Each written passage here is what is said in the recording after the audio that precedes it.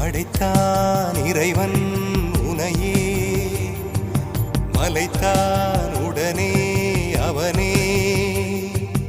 அழகை படைக்கும் திறமை முழுக்க உன்னுடன் சார்ந்தது, என் விழி சேர்ந்தது. விடிய விடிய மடியில் கிடக்கும் பொன்வினை உன்மேனி மீட்டட்டும் என் மேனி. இறைவினில் வந்து கலந்திடு, வீரல் பட மெல்ல காணிந்திடு. உடல் மட்டும் இங்கு கிடக்குது,